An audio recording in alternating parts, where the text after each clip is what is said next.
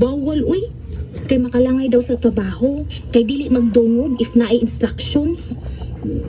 Naalala. Kano, im na ning mom's love. Kay mas ni blooming lagi kuno ka. Ingon ako mga ka-workmate. Atik sa day. Lagi. Nya, kabantay sa ko pangga. Na, wala kayo ka nagalindasay. Lagi pangga. Nya lami na sad kay akong katog. Nya energetic pa jud ko ini buntag. So, tuog na ta. Ali, dali, dali. Pangga. Lum na. Basta madunggan kas gawas. Nga naman. Nga naman hangtod karon.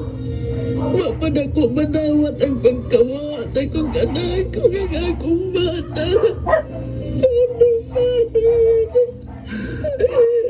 Sana ko ang tanan. Nadawat nimo. Pero dili lang kakalimot. Labi na karon ngayon ikaw ang season. Mas mahinumduman nimo sila. Kay karong kong panahon na nawa sila diha nimo. Wa man sad ka magdahom nga di day ka isibito sa lutuanan ng imong gikuha nga yaya. Walang ko nagsige og paminaw og kusmasong sa kwarto. Nabala nun tanan ko na yun. Nga nasunog na niya ang katungha sa mong bahay. Naluwas punta na ako si Jenny sa iyang kwarto. Ingon ba sinado? Nasabtan ko ang imong kasakit. Pero sama sa pagbalik-balik na ako ng tambag nimo. Nahitabo naman ang nahitabo. Bisan sila nga pamilya nimo. Bisan wa na sila sa kalibutan.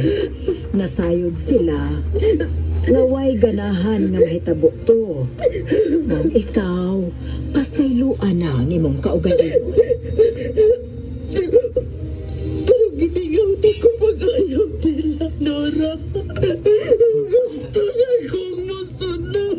Naanasan ka, ana, ha? Gusto na lang